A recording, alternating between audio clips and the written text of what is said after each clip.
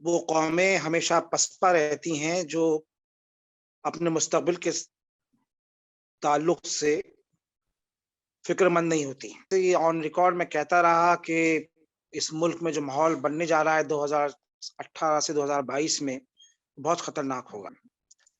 इस मुल्क में 70 साल की तारीख में सिर्फ एक वाहिद सियासतदान है जिसने संघ परिवार से और संघ परिवार की किसी भी सियासी बाजू से कभी कोई मुफाहमत नहीं की। उस नहज पे हम पहुंच गए हैं कि मुसलमानों के जेनोसाइड की, कत्ले आम की खुली यहाँ पर कॉल दी जा रही है। इन सबको हमें इन सब की घर वापसी करनी है।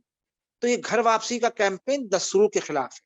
ये सेक्युलरिज्म के खिलाफ नहीं है, दस्तूर की पूरी पूरी रूह के खिलाफ है। नाजरीन अस्सलाम वालेकुम, मैं हूं मुनव्वर सुल्तान और आप देख रहे हैं सफ़ा ऑनलाइन का खुसूसी प्रोग्राम मुज़ाकरा।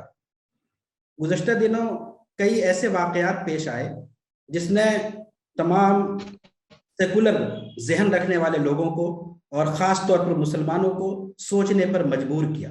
एक सवालिया निशान खड़ा हुआ लोगों के सामने। ये सवालिया निशान था मुल्क की सालमियत पे, ये सवालिया निशान था सेकुलरिज्म पे, ये सवालिया निशान था मुसलमानों के वजूद पे। सवाल ये है कि क्या ऐसा इत्तेफाकन हो रहा है?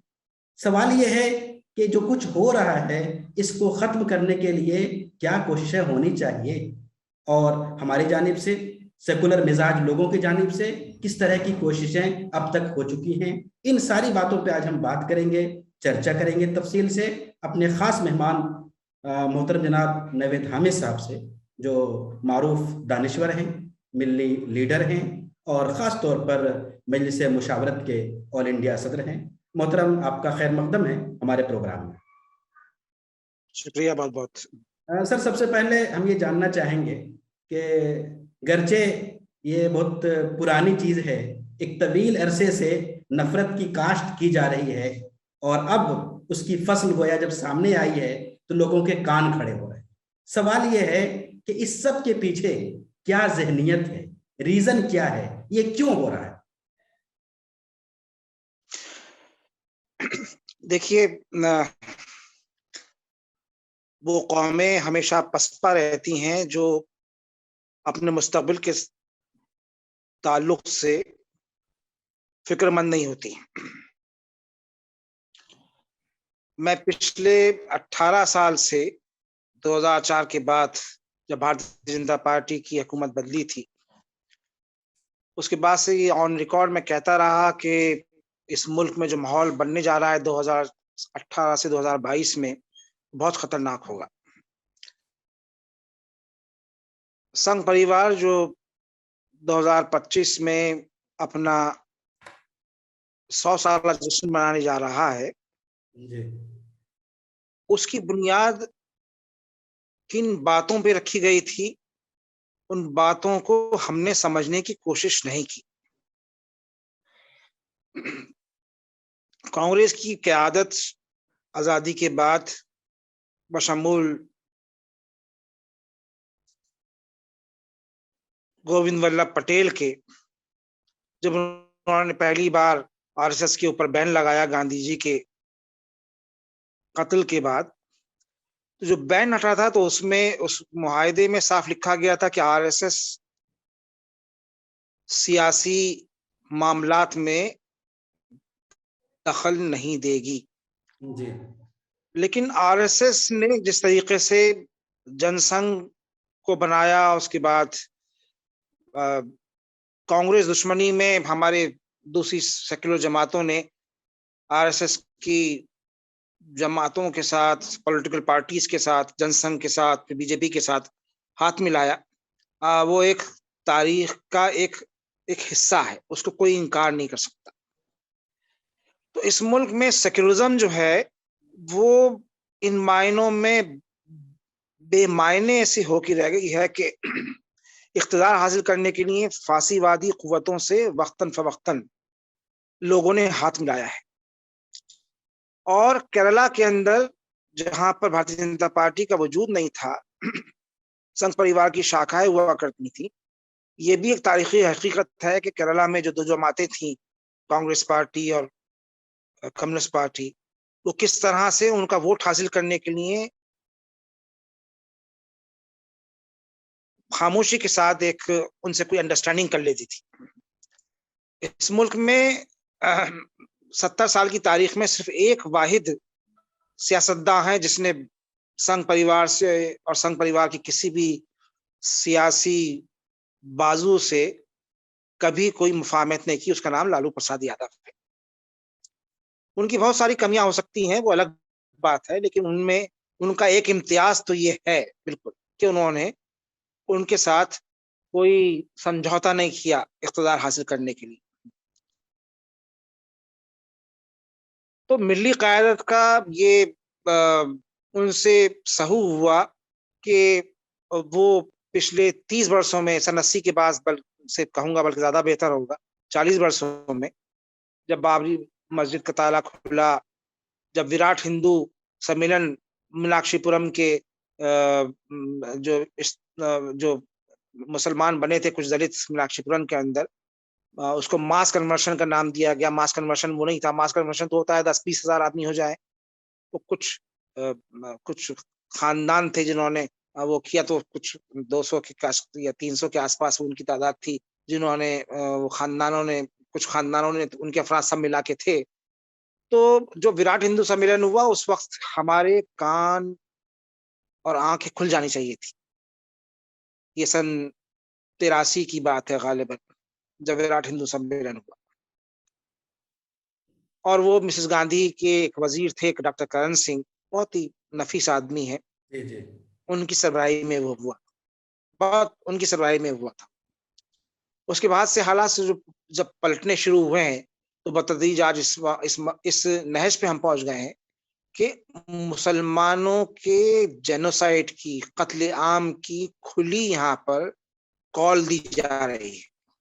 ये कॉल है। सर आपके नजदीक इसका और रीजन पॉलिटिकल है? सर इसके रीजन पॉलिटिकल इसका रीजन पॉलिटिकल भी है, और इसका रीजन मुस्लिम दुश्मनी भी है। दोनों बातें हैं इसके अंदर। ये दो रीजन है आपके नजदीक? दो रीजन।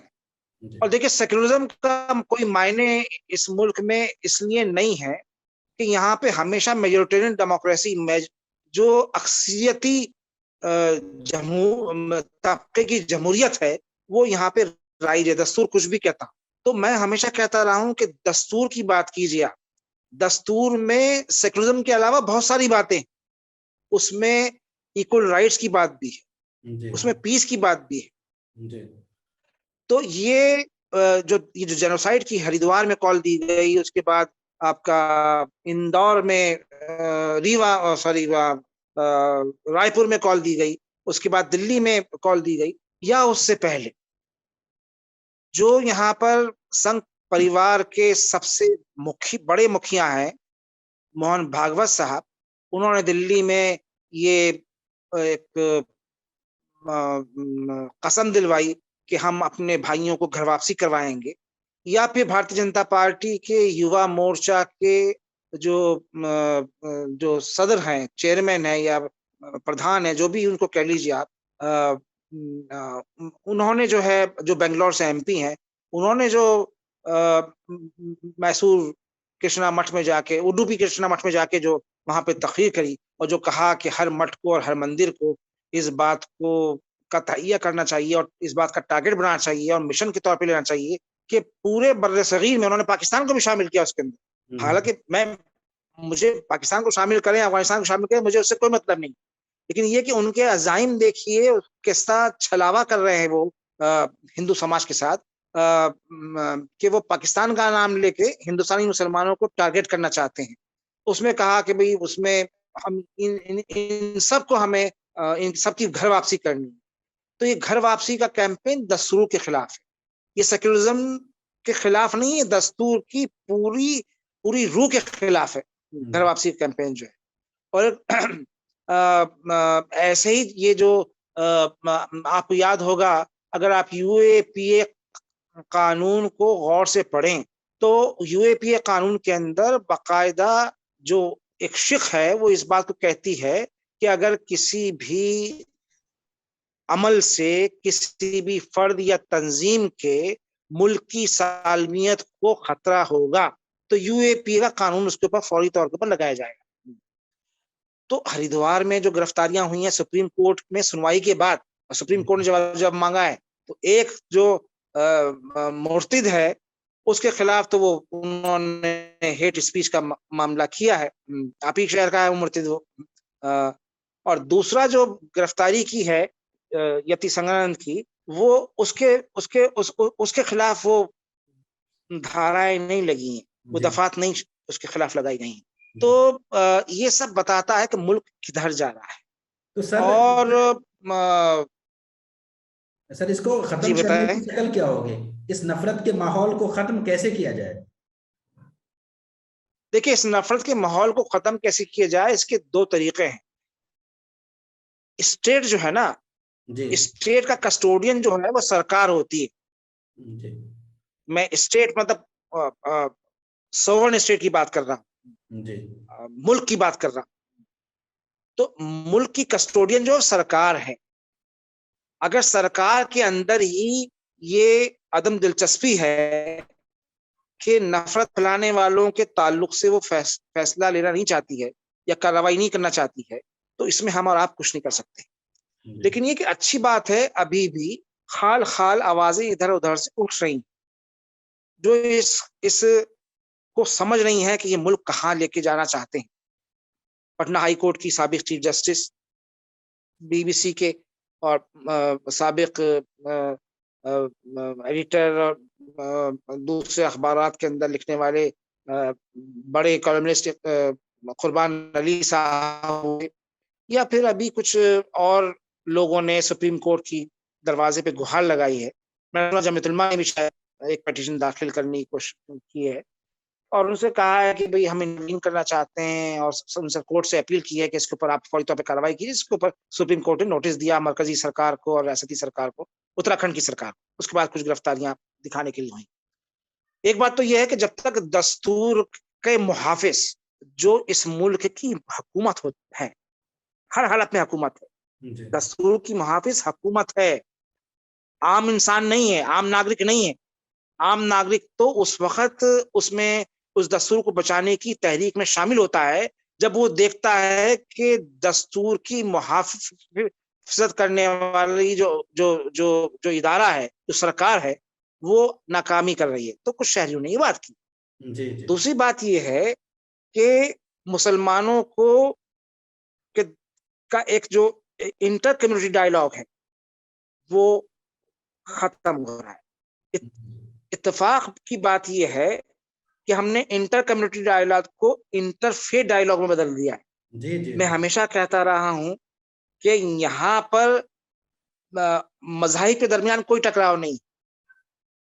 मज़ाहिब का नाम लेके सियासतदानों ने जो सियासत की है उसकी वजह से मुख्तलिफ अक़वाम के दरमियान टकराव हो रहा है। वो ईसाइयों और हिंदुओं के दरमियान हो या मुसलमानों और हिंदुओं के दरमियान हो। अफसोसनाक बात है ये।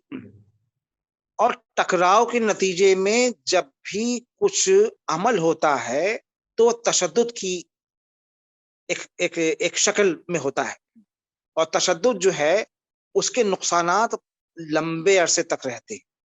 मोहब्बत से अगर आप गले मिल लेंगे 2 दिन तक तो कोई बज़ाहिर फायदा नजर नहीं आता है, लेकिन ये कि अगर 2 दिन तक दंगा हो जाए तो उसके जो नुकसानात होते हैं वो बहुत होते हैं।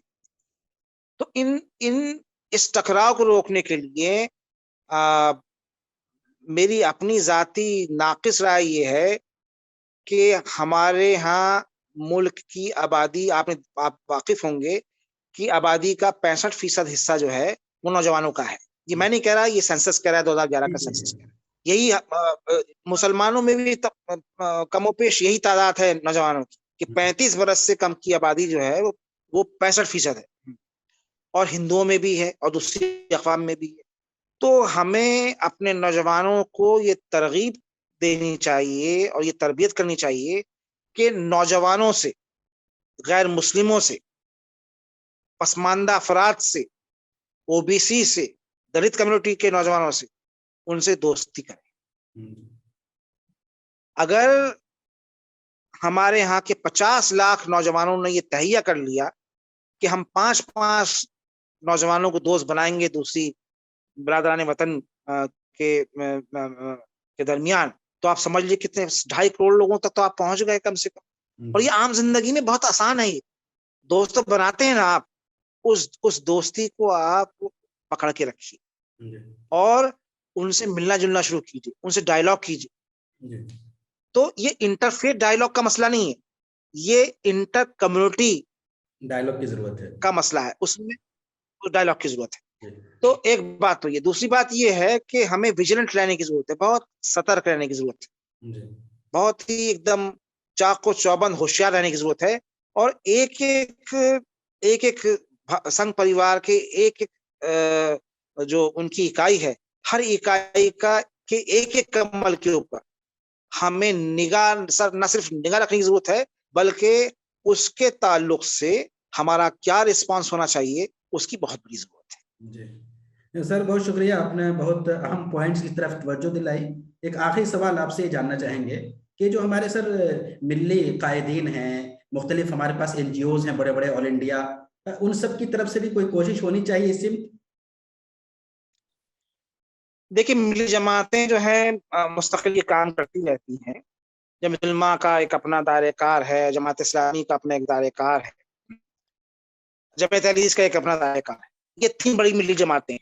मुशावरत तो कन्फेडरेशन है, इल्हाक प्लेटफॉर्म है जो मुख्तलिफ जमातें जिसके अंदर है। उसका कैडर कोई खुद कुछ अपने अंदर खुद कुछ नहीं है, बल्कि जमातों का जो कैडर है वही उसका कैडर है, मुशावरत कैडर। मुस्लिम जमातें तो कर रही हैं काम और करती रहती हैं, आपस में बाहिमी मशवरा मुस्तकिल हो रहा है। तो ये दस्तूर को बचाने की लड़ाई है बेसिकली, जी, ये हिंदू मुसलमान की लड़ाई नहीं। जी, एक आखिरी बात जो मैं कहूंगा वो ये है कि जिस ट्रैप में संघ परिवार के लोग मुसलमानों को घसीटना चाहते हैं, उस ट्रैप को हमें समझना चाहिए। जी, किसी भी इश्ताल में आने की हमें जरूरत नहीं। जी, जो बिसात बिछा रहे हैं, उस हमें ये तय करना चाहते हैं कि अगर तुम्हारा एजेंडा मुल्क में सिविल वार का है, तो हमारा एजेंडा सिविल वार रोकने का है। जी, उनकी कामयाबी अगर हम मुश्तइल हुए तो कामयाब हो जाएंगे। जी, बहुत सब्र के साथ मुस्लिम नौजवानों ने अभी तक बहुत सब्र का मुजाहरा किया है। बिल्कुल बिल्कुल जी, बहुत जुल्म हुए हैं उनके पिछले 2 साल में अंदर, हजारों नौजवान जेलों के अंदर हैं, हजारों खानदान जो हैं वो मुतासिर हुए हैं, लेकिन मुसलमानों ने महजुल कौम बहुत सब्र का मुजाहरा किया है। तो ये थोड़ा सा और सब्र करने की जरूरत है।